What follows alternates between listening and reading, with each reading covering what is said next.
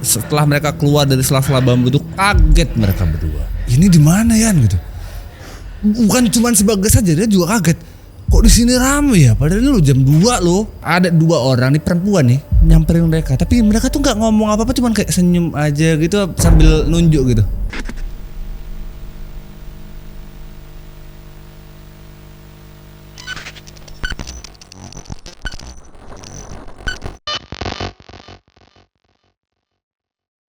Selamat datang di Cerita Rijal Muk di episode 49. Di cerita kali ini, gue akan membawa sebuah cerita yang dikirim oleh Rian. Seperti biasa nama aku samarin aja. Rian ini menceritakan cerita dia waktu masa-masa dia KKN. Waktu itu di Sumbar, Sumatera Barat, tahun 2012-an. Dia KKN di satu tempat, dia kayak tempat pedalaman, jauh banget aksesnya dari tempat dia kuliah ini 10-11 jam lah akses dia ke sana. Seterpencil itu. Yang menarik dari ceritanya Rian, jadi waktu dia KKN itu, Pak Lurah atau Pak Kades di sana tuh ngasih pesan ke kelompok mereka ini. Dia bilang ada satu larangan, kalau kalian dengar suara saluang malam-malam, anggap aja kalian tidak pernah mendengar itu. Gak usahlah kalian cari-cari di mana sumbernya. Rian dan semua kelompoknya itu pada sepakat kecuali satu kawan dia namanya adalah Ricky. Ricky inilah yang melanggar pantangan dari Pak Kades tadi. Dan gara-gara itu bajaklah kejadian yang menimpa si kawan dia satu ini yang melanggar aturan yang dipesan sama Pak Kades tadi. Nah, kira-kira apa yang terjadi sama si Ricky nih? Siapin kopi dan juga cemilan. Sini gue ceritain.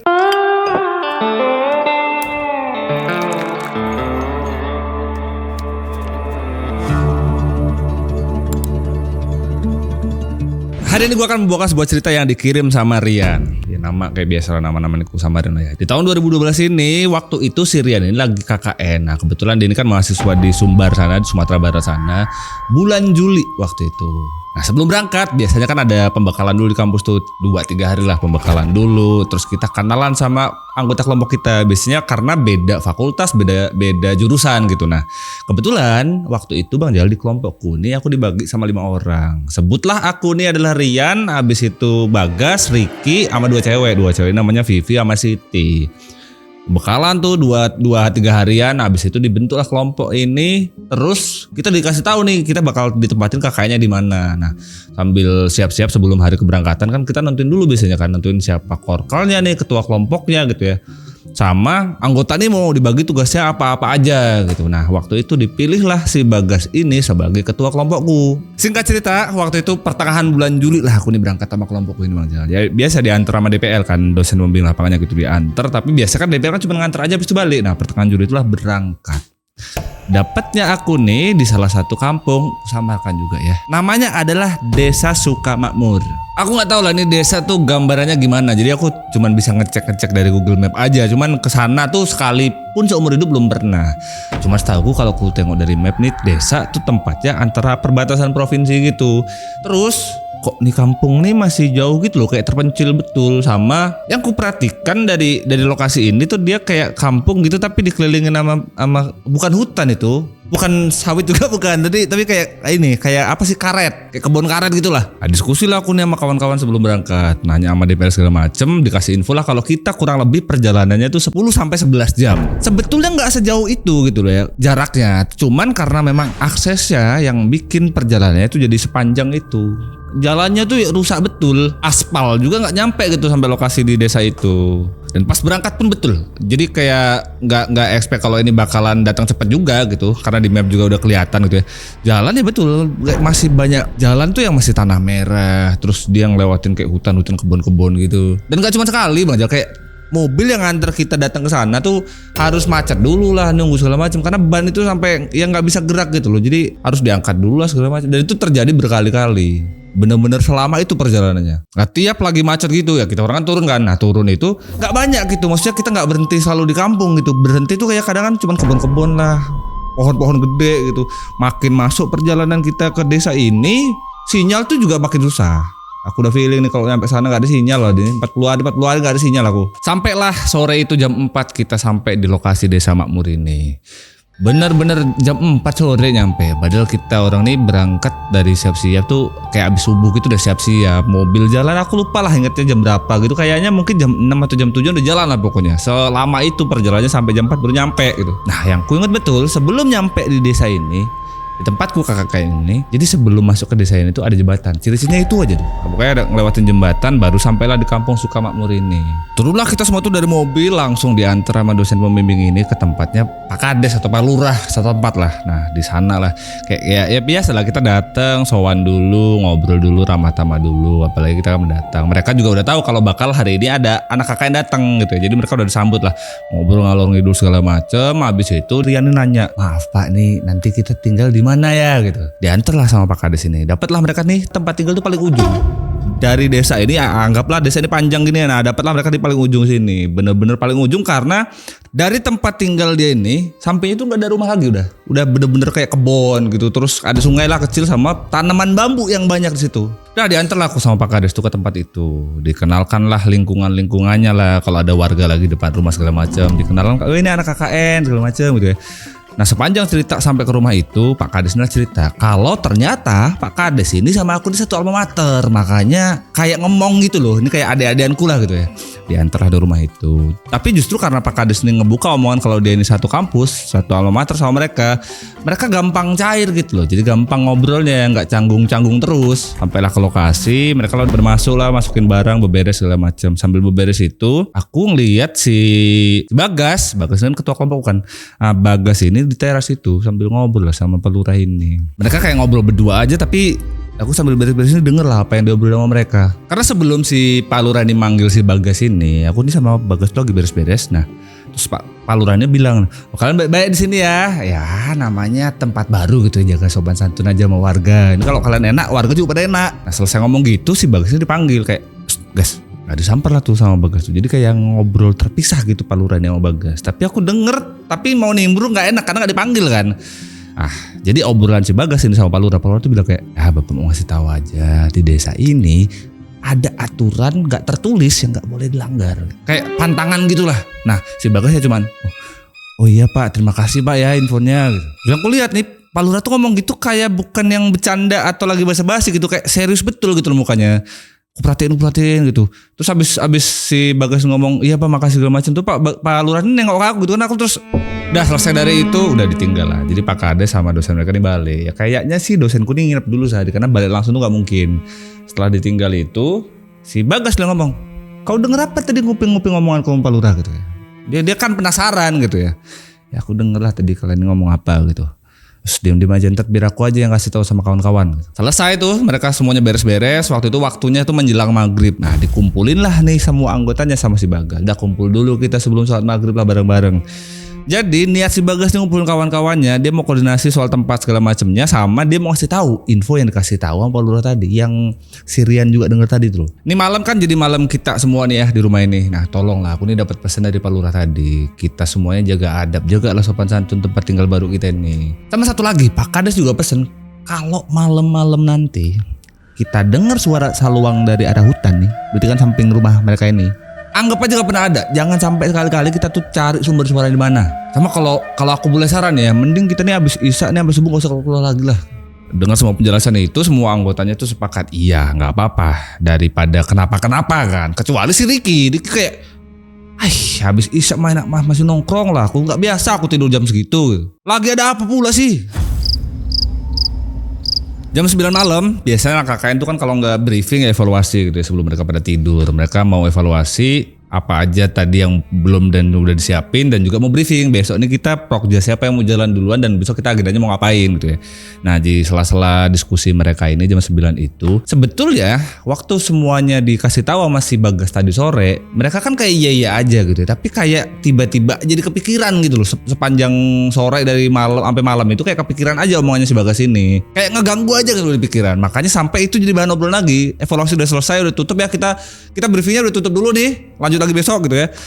Mereka tuh masih ada kayak seobrolan, aku nih kepikiran loh sama omongannya Pak Kades tadi. Si Vivi tuh ngomong begitu tuh. Ditambah lagi tuh sama kawannya si Siti kan, perempuan cuma 2 kan. Siti tuh ngomong, aku tadi gak kepikiran lah, cuman kalau aku tengok ke tempat kita tinggal kan di ujung betul, samping udah gak ada tangga, jadi kepikiran juga loh aku gitu. Udahlah kita juga gak tahu dan gak berharap juga kan ada apa-apa kan. Udah Pokoknya mah apa yang udah dikasih tahu sama Pak Lurah nih kita turutin aja lah. Kita juga jaga adab aja lah. Jadi si Bagas tuh kayak nenangin kawan-kawannya nih pakai perempuan gitu kan. Tapi di sela-sela omongannya Bagas itu dicela sama si Ricky. Udah lagi lah Bagas, kau nih bahas-bahas itu terus. Gak akan ada apa-apa nggak kita ditinggal sini. KKN 40 hari ini.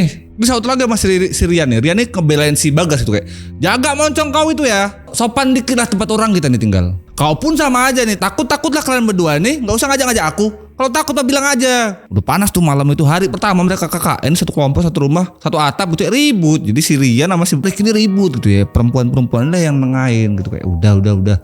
Gak usah diperpanjang lah. Sampai akhirnya setelah obrolan diskusi malam itu mereka lah bubar. Mereka tidur di tempat yang berbeda-beda. Kayak si Vivi sama si Siti ini kan bareng gitu ya, perempuan sama perempuan. Di satu kamar lain itu ada si Rian sama si Bagas. Ricky kemana bang? Ricky ini dia tidur sendiri, dia tidur di ruang tengah. Gak tau lah, atur-atur hidup dia lah. Malam berlalu sampailah di hari pertama mereka mengerjakan prokjanya masing-masing. Sepanjang ngerjain prokja tuh ya udah kayak ada yang ngajar, yang ikut ngajar, ada yang ikut ke kebun-kebun. Karena mayoritas warga di sana tuh berkebun gitu. Udah ngebaur lah mereka, hari pertama ini udah ngebaur sama warga. Nah, kebetulan juga warga-warga di sana tuh welcome gitu loh, ramah sama anak-anak KKN. Dan karena mereka udah disibukin sama aktivitas prokja ini, jadi udah nggak ada kepikiran lagi tuh sama obrolan semalam tuh, udah nggak jadi buah bibir lagi nih waktu siang bolong nih. Jadi sepanjang hari itu mereka udah sibuk aja, nggak pernah ada yang bahas itu. Tapi setiap malamnya gitu ya, kayak si Ricky ini, itulah dia ada masalah apa gitu, kayak seakan-akan yang lain udah gak pada bahas, dia ngukir-ngukir terus. Kayak contoh misalkan malam-malam tuh si Rian atau si Bagas gitu mau pipis gitu, atau yang cewek ini mau ke toilet gitu ya, ke belakang gitu ya. Jadi tempat tinggal mereka tuh kan kayak kamar mandi tuh gak di dalam, harus keluar dulu dari dapur berapa meter dulu baru ada tempat mandi gitu. Nah, setiap ada yang kesana malam-malam gitu ya, si Ricky lah selalu rese dia kayak, hati-hati kau tuh, ntar apa yang dibilang Pak Lurah tuh ada loh. Dan itu terjadi berulang-ulang, hampir tiap malam tuh begitu tuh. Awas ntar lu ada suara seluang tuh yang dibilang sama Pak Kades tuh kedenger loh. Emang rese aja dia, kayak memang yang lain tuh gak kepikiran sebenarnya. Tapi si Ricky ini loh, masa KKN tuh udah jalan tuh dari hari pertama itu sampai hari ke-10. Dan betul aja, gak ada satupun dari mereka yang pernah denger suara seluang di malam hari gitu. Yang diomongin Pak Kades tuh nggak pernah ada gitu yang dirasain sama mereka. Jadi mereka benar-benar ya udah lancar aja gitu KKN-nya. Nah, ada satu waktu mereka lagi briefing evaluasi jam 9 kegiatan mereka malam itu, Ricky inilah dia bilang tuh kayak, aku bilang juga apa, tengoklah, apa kalian pernah denger nih saluang-saluang tuh? Nggak pernah aku denger nih. Kalian juga pasti nggak pernah denger kan? Udah lagi lah, nggak usah denger lagi omongan Pak Kades.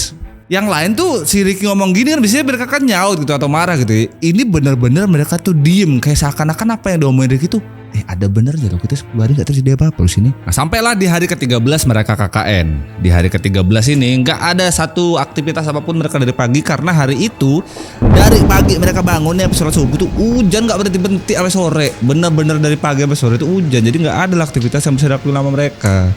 Segitu lamanya hujan, sore itu sampai berkabut gitu loh, apalagi di kampung gitu kan, berkabut itu sampai malam. Sepanjang mereka KKN baru itulah hari terjadi kabut begitu tuh. Sekitar jam 11 malam semuanya tuh tidur di kamarnya masing-masing lah, karena memang hari ini nggak ada aktivitas apa-apa gitu ya. Jadi mereka cuma briefing bentar untuk besok, tapi nggak ada yang dievaluasi untuk hari ini. Tidurlah mereka jam 11 di kamarnya masing-masing. Waktu lagi pada tidur ini jam 1 malam tuh, Rian mendengar suara saluang yang dibilang Kades kemarin. Jadi kayak ini enggak sih yang dimaksud sama Pak Kades ini gitu. Nah, suaranya tuh kayak pelan-pelan tuh ngelambar, lama-lama tuh kayak ngedayu gitu, suaranya tuh lama-lama makin keras. Kayak seakan-akan tuh suara saluang tuh kayak ada di belakang bangunan rumah tempat tinggal mereka ini. Padahal Rian tahu betul kalau belakang rumah mereka ini bener-bener langsung bambu gitu loh, banyak bambu, nggak ada siapa-siapa. Terus dengar suara saluang ini bukanlah tenang gitu yang dirasain sama dia terus tidur gitu, tapi kayak gelisah gitu loh dengar suaranya, karena perasaannya udah nggak enak gitu ya. Sama dia inget betul, bayang-bayang gitu omongannya Pak Kades waktu itu, karena ini kok kebukti malam ini. Dialah bangunin satu tempat kamar dia ini kan, dia tidurnya bareng sama Bagas, dibangun sama Bagas. Gas, kok kamu denger gak Gas? Nah, si Bagas ini tuh kayak tidur nyamping gini, ngebelakangin si Rian, ditutup selimut gitu loh. Dia gak ngejawab pertanyaannya si Rian, tapi dia ngangguk gini, yang menandakan kalau dia sebetulnya juga merasakan apa yang dirasakan sama Rian, tapi dia tetap tutup gini aja gitu loh. Terus kamar mereka kan kamar dengan kan sebelahan ya, antara kamar cowok sama kamar cewek ini. Si Rian juga tahu betul kalau si Vivi sama si Siti ini juga bangun gitu. Dia bilang lagi sama si Bagas, Gas, kawan-kawan kita nih yang perempuan juga pada bangun, kau denger gak sih? Nah, si Bagas sama kayak tadi dia. Tadi tuh kan dia gak ngejawab, sekarang dia ngejawab tapi dia cuma bilang, Iya gue denger, cuman udahlah diem aja, tidur aja kita. Ingat kata Pak Kades gitu. Rian ini kan gede karena kau ini loh ketua kelompok kita nih, kalau ada apa-apa sama anggota kita kan kau yang tanggung jawab, malah diem aja. Terus aku tahu lah kau ini juga denger gitu. Aku nih bangun, kau juga denger kan. Ini temen kita nih Pipi sama Siti ini juga bangun. Aku yakin ini semua orang di rumah ini pasti denger yang sama nih sama kita. Kok gak mau bangun? Gak direspon sama si Bagas. Dia kayak ya udah ngangguk-ngangguk aja gitu, tapi gak mau bangun dia. Sampai di tengah-tengah obrolan mereka begitu, pintu nih kayak kebuka. Krak gitu. Bias kau denger suara pintu kebuka gak? Ya aku tengok aja pintu kita gak kebuka. Pintu depan ini bukan pintu kamar kita. Udah yuk tengok yuk kesana yuk. Jadi si Rian ini takut terjadi apa-apa sama kawan mereka yang perempuan-perempuan ini loh. Tapi si Rian tuh kayak udah tinggal tidur aja lah, gak usah dipikir-pikirin lagi lah, anggap aja gak terjadi apa-apa. Nah waktu obrolan itu si Bagas ini udah ngebuka selimutnya gitu, kayak ya udah seobrolan gitu lah Mas Rian. Tapi Rian ini penasaran betul apa yang terjadi di depan. Kenapa pintu ngebuka di jam 1 malam gitu ya. Diintip sama dia di celah-celah pintu kamar dia. Karena kelihatan tuh dari pintu kamar dia sampai ke pintu utama di ruangan itu tuh kelihatan diintip lah Mas Rian ini. Si Bagas nih ngeliat si Rian ngintip malah dia yang panik sendiri gitu kayak gak usah aneh-aneh lah, gak usah ditip-tip, udah tidur aja tidur. Seakan-akan mengabaikan apa omongannya si Bagas ini, si Rian ini kayak malah makin mantep gitu sama apa yang dia rasain dan dia lihat gitu. Gas, pintu depan udah kebuka. Si Bagas yang tadi cuma tiduran gitu, cuman tiduran aja dia nggak yang ngikut ngintip gitu kan, bangun dia duduk gitu. Kau nih serius dulu sih, udah gak usah main-main lah. Coba kau tengok sendiri loh. Barulah si Bagus dia ikut sama si Rian ngintip dari pintu itu. Ngeliat pintu depan itu kebuka, si Rian ini lah ngebuka pintu kamarnya, dia keluar. Si Bagas makin panik deh. Jangan udahlah Yan, kita tidur aja, gak usah aneh-aneh lah, gak usah samper-samper gitu. Kau ini aneh betul sih, kawan kita perempuan kayak mana gitu. Tinggal sama si Rian. Jadi si Rian ini menuju kamarnya si Vivi sama Siti, kayak ketok-ketok gitu dia. Ti, baik-baik kan kalian? Ya si Vivi sama si Siti ini ngerespon, tanya lagi lah sama si Rian. Kalian denger gak suara seluang itu? Dia bukalah pintunya itu sama si Vivi sama Siti. Buka pintu tuh mereka gak jawab yang kayak gimana, langsung jawab, iya kita orang juga denger lu suara seluang itu, tapi kita gak berani lah keluar berdua. Tapi karena udah ada kawan ya, kalau ternyata yang didengar sama Siti sama Vivi ini juga si Rian juga dengar gitu ya, berani lah mereka buat keluar. Udah Bagas juga ikut tuh nimbrung sama mereka. Nah waktu lagi pada ngumpul gitu tuh berempat, Vivi lah kepikiran satu kawan dia ini kemana gitu. Dan Gas, Ricky kemana? Gitu Vivi ngomong begitu. Yang lain tuh pada keinget kalau oh iya kawan satu tuh kan gak pernah tidur bareng nih di kamar. Dia tuh selalu tidur di tempat sendiri itu, di ruang tengah lah segala macem, atur dia lah. Baru kepikiran oh iya Ricky. Disamperlah mereka nih ke ruang tengah itu, dipanggil lah si Ricky. Sambil mereka tuh menuju ke pintu yang kebuka tadi gitu. Mastiin nih Ricky baik-baik aja gak ya gitu. Panggil sama dia, Ricky. Gak ada jawaban apa-apa. Sampailah mereka di pintu depan itu. Betul pintu tuh kebuka gitu ya. Rian nih langsung ngomong Bagas, Gas, ya aku yakin nih kawan satu itu pasti keluar loh. Keluar kayak mana, kan kita gak boleh keluar kalau malam. Kau ini gak tahu aja, aku ini sering nge-gap si Ricky ini keluar kalau malam. Bagas tuh bener-bener gak pernah tahu kalau Ricky ini memang sering keluar. Tapi si Rian ini lah yang sering lihat kalau Ricky itu sering keluar. Cuman baru kali ini loh aku ngeliat si Ricky ini keluar, pintu ditutup. Kok cerita-cerita lo sama aku nih. Ntar kalau kelompok ini ada apa-apa aku loh yang kena. Ya udah makanya ayo kita cari gitu. Ya nggak usah dicari juga lah. Bujang satu itu susah urusannya gitu. Kau ini kayak mana? Kau tadi nggak mau anggotanya kenapa? Kau ajak nyari nggak mau gitu. Di tengah-tengah obrolan mereka ini si perempuan itu bener-bener nangis gitu. Kayak mereka takut gitu kalau satu kawan dia ini si Ricky ini kenapa? Ya namanya perempuan kan. Tapi si Bagas ini tetap kekeh, dia nggak mau keluar nyari karena dia takut ngelanggar aturan yang dibuat sama Pak Lurah itu. Yang dia bilang kalau janganlah keluar kalau udah jam 9 malam gitu. Habis itu nggak boleh keluar gitu. Si Rian ini negesin lagi. Udah ayo kita cari sekarang guys. Kalau sampai ini kawan satu gak ketemu, terus dia kenapa? Bukan cuma engkau yang kena nih, kita semua kena nih. Nanti mereka nih bikin laporan ke kampus, kita lah yang kena nih semua. Rian ngomong begitu tuh Bagas tuh diem lama. Dia kayak berusaha mikir gitu sama diri sendiri kayak ini ku cari gak ya. Sampai akhirnya dia ambil sikap. Oke, kita cari Yan. Siti sama Vivi, kau tidur berdua nih di rumah, jaga rumah kunci dari dalam. Nih aku sama Rian ini mau pergi dulu nyari.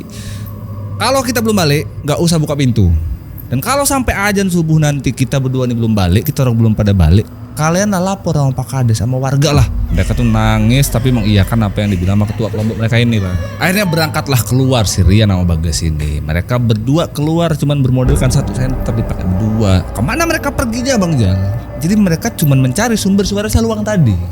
Sebetulnya Bagas tuh bener-bener gak mau gitu antara ya kayak mana nih aku harus ambil sikap menjadi ketua kelompok, tapi takut juga gitu ya. Pokoknya suara seluang ini masih kedengar terus gitu. Gak ada satupun petunjuk kecuali suara seluang ini. Makanya mereka lah mendekat ke arah suara itu gitu. Mereka kayak selihat-lihatan karena mereka ngerasa ngedengar suara yang sama gitu ya. Cuman selihatan.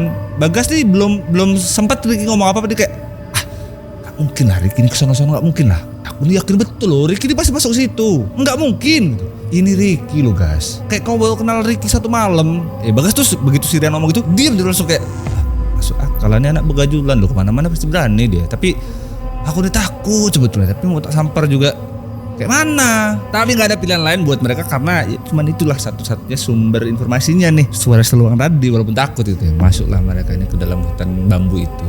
Bambu itu kan cuman ngejalan lurus-lurus aja, tapi kan kalau lebat dia gelap gitu ya. Mereka lah masuk di sela-sela itu. Masuknya di sana suara seluang tuh makin kencang gitu ya. Mereka masuk, begitu mereka masuk sampai sana sambil manggil-manggil si Ricky lah, Ki balik laki aku udah takut Ki. Si Bagas diteriak gitu tuh. Semakin dekat mereka sama hutan bambu ini, masuklah mereka ke hutan sana. Suara seluang tadi tuh hilang. Bener-bener sunyi gitu, nggak ada suara apa-apa lagi. Tadi mereka tuh dengar betul karena makin mereka masuk tadi tuh suara seluang itu makin kencang. Ini masuk tuh gak ada gitu. Dia selihatan gitu sambil kayak mana ya suaranya udah gak ada ya. Si Rian tuh nggak pedulin kawan satu ini lah, dia kayak mau merhatiin lingkungannya aja, kayak dia merhatiin tempatnya aja kayak mana ya, di mana kira-kira nih si Ricky ini. Ya udahlah balik lagi lah kita nih. Baunya lo, kau nih gak cium apa baunya, bau busuk betul. Udah sih gak usah cengeng-cengeng, udah kita masuk aja deh, gak usah peduli bau, namanya tempat kayak gini. Kau mau bau yang kayak mana gitu. Udah cari dulu satu kawan nih. Mereka tetap jalan walaupun suara seluang tadi udah kedengar lagi tuh. Mereka jalan masuk lagi, semakin masuk tuh makin sempit gitu. Masuklah mereka berdua ini 15 menit lah kurang lebih dari tempat mereka pertama tadi dengar suara terus hilang itu. Jalan mereka 15 menit ke sana. Bagas balik lagi ngeyakinin si Rian untuk balik. Ya. Udahlah balik lagi lah kita ini, udah terlalu jauh nih kita nih. Ntar kalau kita nyasar nggak bisa balik kayak mana? Gitu. Lagian nggak mungkin juga lo Ricky ini sampai kesini. Kau ini kok kayak tahu Ricky aja lo. Aku yakin betul feelingku nih dia kesini nih. Ya aku tahu lah, tapi udahlah yuk kita balik aja nih, nggak lucu nih kalau Ricky hilang kita hilang. Gila nih, satu kawan belum ketemu aja pulang. Rian tuh nolak gitu diajak pulang sama si Bagas. Akhirnya mereka berdua nih masuk ke dalam. Gak ada pilihan lain buat Bagas nih nggak nurutin si Rian ini. Masuklah mereka ke dalam. Kayak mana sih namanya hutan bambu gitu, pasti kan kita mau nempel bambu tuh kan apa sih namanya, kalau yang banyak bulu bambu tuh kan gatel gitu ya. Udah gitu tempat-tempat bambu tuh selalu identik dengan tempat yang lembab kayak sungai lah, apa kali kecil gitu lah. Nah ini juga gitu, makin masuk mereka tuh makin lembab, terus sempit juga lah karena bambunya rapat-rapat. Di waktu lagi mereka fokus jalan gitu, dari belakang tuh ada bambu jatuh. Nah bambu jatuh itu ngarahnya ke mereka, jadi seakan-akan mau nimbuk mereka gitu loh. Makanya mereka lari lah ke depan gitu. Kau tengok layan gitu. Lari lah mereka nih. Rian tuh gak ngejawab apa-apa, refleks aja mereka lari karena menghindar biar gak kena tiban bambu itu gitu loh. Satu jatuh pas tuh ujungnya tuh bener-bener di samping mereka, kayak paling jaraknya 2 meter semeter lah. Nyaris aja kena di mereka berdua. Untung ya nih gak kena kita berdua loh. Kalau kena kayak mana nih? Belum sempat selesai tuh mereka ngomong begitu. Jadi mereka kan masih nengok ke bawah gitu ya, ke bambu ya. Jadi ke belakang gitu, ke arah belakang mereka tempat masuk tadi. Bambu tuh banyak pada jatuh semua. Nah robohnya ini ke arahnya mereka semua gitu loh. Nah situasi itulah yang bikin mereka mau gak mau tetap harus masuk lanjutin perjalanan lagi gitu. Jadi makin jauh lagi mereka sama posko mereka ini, masuk lagi ke dalam berlari. So panjang lah lari ini, yang kesandung lah, yang jatuh lah, panik segala macam campur aduk lah. Lagi tempat-tempat bambu gitu kan. Sampai si Bagas nih lari tuh saking paniknya gitu. Dia nabrak pohon bambu gitu loh. Nah pohon bambu nih muka dia nih sampai mimisan dia. Tapi kayak mana? Mereka gak ada pilihan lain kecuali menghindar, dan menghindarnya satu-satunya lari ke depan. Gak tau lah tujuan mereka mau kemana. Waktu mereka lari begini nih, dari sela-sela bambu mereka ngelihat orang. Dalam situasi bahaya gitu ngeliat orang ya pasti ini dapat pertolongan lah atau apa gitu ya. Jadi mereka mendekatlah sama orang-orang ini. Tapi dipanggil sama mereka nggak nengok gitu loh, kayak nggak dengar sama sekali. Padahal dengan jarak segitu harusnya mereka boro-boro dipanggil, dengar orang lari pun harusnya kedengar. Tapi nggak nengok ke belakang sama sekali. Terus perasaanku nih, dia ini deket gitu loh. Tapi semakin aku deket kayak ngejarak terus. Padahal kita lo lari berdua. Orang ini tuh kayak nggak gerak. Terus karena situasinya banyak bambu gitu, kayak orang yang tadi tuh kelihatannya di sela-sela bambu gitu lah. Makin susah lah mereka nih untuk ngedeketin orang ini. Padahal aku pengen betul lah minta tolong sama orang ini. Karena kehalang bambu-bambu gitu ya, makin susah mereka ini buat ngejar orang tadi gitu ya. Padahal mereka tuh pengen betul gitu loh minta tolong sama orang ini. Sama sekalian nanya gitu ya. Kali aja si Ricky tuh tadi benar-benar lewat sini. Kan tadi nggak tahu ya Ricky tuh beneran masuk sini apa enggak. Rasa kehilangan jejak tuh nggak bisa nemuin lagi orang tadi. Mereka tuh berhenti lah, ngos-ngosan dia. Waktu berhenti gitu tuh si Bagas lah ngeliat dia. Kayak dari arah samping tuh, hutan bambu itu kan bambu, belakangnya bambu lagi gitu. Jadi lebet dan gelap gitu. Nah yang ini nih enggak gitu. Kayak dia bilang, Yan kayaknya itu jalan keluar kali ya. Dilihat lah mas Rian ini, ditengok sama dia. Oh betul, kayaknya ini emang jalan keluar lah. Keluarlah mereka dua tuh ke arah situ. Udah kehabisan tenaga lah mereka nih. Jalan lah mereka berdua nih ngos-ngosan ke tempat yang tadi dilihat di samping itu. Sampainya di sana, jadi setelah mereka keluar dari sela-sela bambu itu kaget mereka berdua. Ini di mana Yan gitu? Bukan cuma si Bagas saja, dia juga kaget. Kok di sini rame ya? Padahal ini lo jam 2 loh. Aku juga nggak tahu loh Yan. Saya ingatku tuh, Pak Kades tuh pernah bilang nanti belakang rumah tempat kalian tinggal ini isinya cuma hutan bambu aja. Dia nggak pernah cerita kalau di belakang sini ada kampung. Ini loh kita di kampung mana nih? Bingung, bener-bener bingung mereka berdua nih. Waktu mereka lagi bingung ini nih, ada 2 orang nih perempuan nih nyamperin mereka. Tapi mereka tuh nggak ngomong apa-apa, cuman kayak senyum aja gitu sambil nunjuk gitu. Kayak ngasih arah kemana arahnya gitu. Tapi yang ku tahu nih, mereka ini nunjuknya tuh ke arah kampung. Jadi kayak seakan-akan ditujuin, ayo masuk ke kampung gitu loh.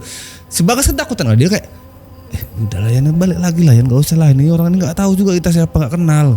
Tapi si Rian tuh nggak ngerespon si kawan satu ini loh, nggak ngerespon si Bagas ini lagi ketakutan gitu. Dia malah fokus sama apa yang dia lihat di belakang. Yang coba kau tengok ke belakang yang tempat kita masuk tadi tuh udah gak ada. Tadi kan mereka kan masuknya dari sela-sela bambu gitu kan, nggak ada lagi di situ. Udah gak ada lah, aku nggak ada bambu sama sekali. Tadi loh aku kepal betul lah. Tadi tuh di sini tuh pohon bambu loh. Itu dia. Kok nggak ada sekarang? Udahlah kita ikut aja sama dia orang ini 2. Dengan sangat amat terpaksa gitu ya, Bagas ini nurutin si Rian, masuk lah mereka. Jadi 2 orang tadi tuh selain nunjuk ini mereka terus jalan. Nah, kayak ngajak gitu. Jadi mereka ya udah jalan di belakang gitu. Panjang jalan di belakang. Ini si Bagas tuh kayak bisik-bisik, "Kau yakin lah ini orang bener nih?" Si Rian tetap kekeh gitu ya. Kok tengoklah dari bawah sampai atas tuh kaki juga pasti napak gitu. Orang lah yang kita ikutin. Siapa lagi? Ini loh di kampung kan kuburan. Kok nggak lupa tadi ngeliat muka di orang nih gitu. Si Bagas tuh kayak ngeyakinin si Rian ini buat balik gitu. Kok nggak lupa ngeliat muka di orang ini? Alisnya tuh nggak normal kayak kita biasa loh. Mulutnya juga aneh. Jadi menurut si Bagas, bibir tuh kan ada pembatas gitu di tengah-tengah. Ini nggak ada gitu, kayak nyatu gitu aja loh. Terus bisik-bisik tuh mereka berdua tuh sambil jalan di belakang mereka nih. Tiba-tiba tuh mereka berdua nih yang di depan ini tiba-tiba berhenti gitu. Panik kan si Bagas ini. Begitu dia berhenti tuh balik badan mereka balik badan. Si Bagas sih bener-bener kaget. Kau tengoklah tuh beneran tuh mukanya tuh, kau lihat alisnya gitu. Jadi semua yang dirasain dan dibilang sama si Bagas tadi bener-bener terbukti depan mata. Tapi si Rian ini bukan yang respon itu. Dia malah salah fokus sama tempat mereka berdiri sekarang gitu. Ntar dulu. Kita di mana ini gitu. Terus saking mereka fokus sama orang 2 yang mereka ikutin ini, mereka tuh sampai nggak sadar kalau mereka sekarang posisi udah ada di kampung. Nih kampung posisinya kan jam 2 malam gitu kan, udah malam begitu. Tapi terang banget kayak banyak obor di mana-mana, teras segala macam itu rame. Yang bikin mereka berdua nih ngerasa kalau ini tidak normal dan tidak baik-baik aja. Di jam segitu banyak orang depan rumah kayak mereka pada aktivitas biasanya gitu. Terus orang-orang yang mereka lihat di kampung itu semuanya pada pakai baju adat Melayu. Diperhatiin tuh betul-betul sama si Rian gitu. Kayak dia ngeliat sekeliling semua karena memang bener-bener aneh gitu dan nggak masuk akal gitu. Apalagi yang aku perhatiin nih banyak orang-orang ini kayak mau pada ada aktivitas gitu loh, kayak mau ada pesta apa gitu, kayak ada acara di kampung gitulah. Karena semuanya pakai baju adat lah, rame gitu. Sama yang ngeganggu di kupingku nih. Dan kau denger gak sih ini suaranya kok sama kayak di posko ya. Jadi mereka berdua tuh denger suara saluang tuh sama persis kayak di posko, tapi dia bener-bener kencang banget. Sama satu lagi yang bikin salah fokus, semua orang-orang yang pakai baju adat Melayu tadi yang ada di kampung ini ciri-cirinya mirip betul sama yang dibilang Bagas tadi. Alisnya tuh kayak nyatu gitu, terus bibirnya tuh nggak ada ini, nggak ada belahan tadi. Semuanya kayak gitu. Waktu Rian sama Bagas lagi bingung sama tempat mereka berdiri ini, Rian ini kaget karena di kampung itu kayak ada panggung gitu. Jauh lah sama mereka nih, ada 10 meteran lah. Ada panggung di kampung itu, dan di panggung itu ada laki-laki berdiri yang kayak orang pelanggar udah mabok gini lah. Rian tahu betul kalau itu adalah kawan dia yang hilang, si Ricky itulah. Makanya dia manggil Bagas, "Gas, kau tengok panggung itu tuh Ricky bukan, Gas?" Dilihat sama si Bagas, "Iya itu si Ricky." Lari lah mereka sambil manggil-manggil si Ricky gitu. Mereka lari ke panggung itu. Sampainya di sana, tapi mereka tuh gak bisa langsung naik ke atas panggung lah, karena di panggung itu kayak banyak orang lalu lalang lah, rame lah, bener-bener gak bisa langsung ngejamah dan megang kawannya inilah. Manggil itulah yang bisa mereka lakukan berdua nih. Jadi panggil lah si Ricky itu. Tapi Ricky itu kayak gak bisa denger ada kawannya datang dan manggil. Padahal deket loh jaraknya udahan. Sama yang kulihat waktu itu, si Ricky itu duduk di kursi gede gitu. Pakaian si Ricky ini menyerupai sama warga sana lah, sama warga kampung-kampung itu yang pakai baju adat Melayu segala macam. Sama yang kuperhatiin betul, jadi sampingnya si Ricky ini kayak banyak perempuan gitu ngelilingin si Ricky ini. Ricky ini kayak orang pelanggar gitu dia. Udah panggil tuh masih Bagas sama si Rian, nggak nengok-nengok kan. Nah si Rian ini udah kesel lah dia, udah samper aja lah, Gas, kau tunggu sini lah gitu. Jadi si Rian ini nekat untuk naik ke atas panggung gitu. Tapi dihalang-halangi sebenarnya sama si Bagas. Betul aja begitu si Rian ini berhasil naik panggung gitu, perempuan yang ada di sekelilingnya si kawan tadi tuh si Ricky itu kayak nggak suka gitu loh ngeliat ke si Rian ini. Dan semuanya tuh pada nengok ke Rian semua. Ditambah makin panik lagi waktu Bagas ini teriak-teriak. Yan, kau tengoklah di belakang yang orang-orang ini, Yan. Jadi orang-orang di bawah panggung ini, di belakangnya si Bagas ini udah pada pegang obor gitu loh. Kayak rame betul dia pegang obor gini. Terus natapnya sama kayak perempuan-perempuan di atas panggung itu. Natap mereka berdua tuh kayak suka lah. Tapi waktu si Rian ini sudah sampai panggung dia, si Ricky ini kayak sadar kalau kawan dia ini datang. Tapi kayak ya pelanggar gitu kayak, enak di sini aja Yan, gas nggak usah balik lah, aku mau sini aja nggak pulang, balik lah kalian semua. Bagas sih udah bener-bener panik betul lah dia. Udah Yan, balik lah Yan, kita nih Yan, balik ya, jangan sampai kita nggak bisa pulang juga sama kayak Ricky di sini Yan. Tapi si Rian ini nggak denger si Bagas lah, dia aku nih udah terlanjur sampai atas nih, kalau nggak bawa kawan satu ini nggak bisa pulang lah dia. Jadi dia nekat untuk mendekati si Ricky. Pikir dia aku pegang aja nih bocah lah, nggak bisa dibawa pulang nih. Dipegang sama dia, dipaksa untuk dibawa pulang. Dipegang lah si Ricky tuh. Ki, ayo kita pulang Ki gitu. Diajaklah balik dia.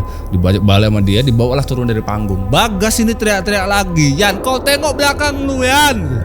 Jadi perempuan-perempuan yang dilihat sama mereka tadi tuh berubah semuanya tuh. Badannya udah bukan perempuan lagi, bener-bener kayak genderuwo gitu. Tinggi, gede, hitam, banyak bulunya lah pokoknya. Terus waktu si Bagas itu teriak-teriak begitu, Rian pun bahkan lagi kosong gitu loh matanya. Dia seakan-akan kayak gak percaya sama apa yang dia lihat. Yang dilihat sama si Rian dan Bagas itu sama persis. Jadi orang-orang yang bawa obor tadi sama perempuan yang atas tadi bentuknya sama sekarang. Gede, hitam, berbulu gitu semuanya. Lari lah mereka nih bertiga nih. Jadi lari tuh sambil terbopo-bopo lah bawa si Ricky ini kan. Lari ke tempat dimana mereka datang tadi. Bambu yang sempat hilang tadi tuh. Jadi waktu si Rian sama si Bagas ini ngebawa si Ricky gitu dibopong gitu, ngehindar dari panggung tadi tuh lah, sambil kalau bisa lari lah pokoknya, sepanik gitu mereka. Kedengerlah suara si Seluang itu, dan suara Seluang ini kencengnya kenceng banget, sekenceng itu. Sama ada suara kayak orang ngelumbung gitu loh, kayak numbuk lesung. Itu sama suara Seluang tadi kenceng banget, sekenceng itu sampai si Bagas, Yan, palaku udah sakit betul Yan. Sama dari segala penjuru arah nih, dari samping, belakang segala macam, orang-orang yang badannya gede tadi tuh, makhluk-makhluk tadi tuh, semuanya pada teriak semuanya. Nah sebenarnya si Rian juga ngerasain apa yang dirasain sama si Bagas gitu. Berisik lah, kencang, pusing gitu palanya. Bahkan si Rian ini sampai gak sadar gitu loh, saking tuh suara ngeganggu banget nih, sampai dia mimisan tapi gak sadar dia. Yang dirasain sama si Rian ini kayak penglihatan dia tuh kayak makin kabur gitu, udah lemes, udah capek betul dia, matanya kabur, lemes, kakinya juga pegel semuanya. Dan di belakang mereka nih, sosok hitam yang pada teriak tadi tuh kayak mendekat ke mereka gitu, kayak seakan-akan ngejar mereka bertiga gitu. Tapi si Rian tuh nggak peduli kayak mana caranya, yang penting bisa keluar gitu. Bagas tuh udah nggak kuat lagi, tapi dia, Yan berhenti dulu Yan, aku nggak kuat lagi Yan, kakiku lemes betul Yan. Nah, kau bayangin lah situasi itu, ini satu kawan lagi lenger, satunya udah mau pingsan, tapi kita tetap harus lanjut karena di belakang mereka kayak ngejar tadi. Di situasi ini Rian lah yang paling bingung.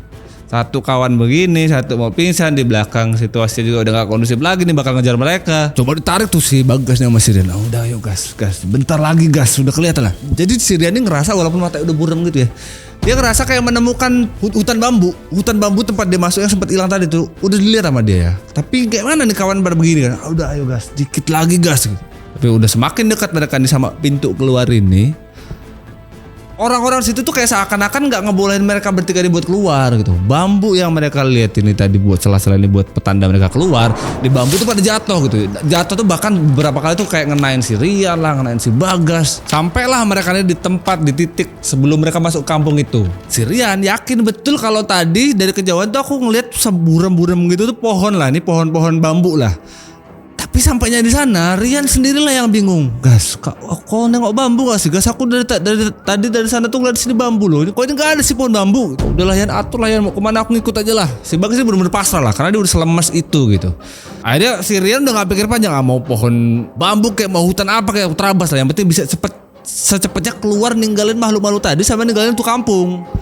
Dia jalan lah dua kawannya, jadi sambil ngebopongin si Ricky itu sambil jalan dia. Betul aja, semakin mereka masuk ke hutan itu, sekarang mereka benar-benar menemukan pohon-pohon bambu yang banyak betul, yang tadi nggak ada.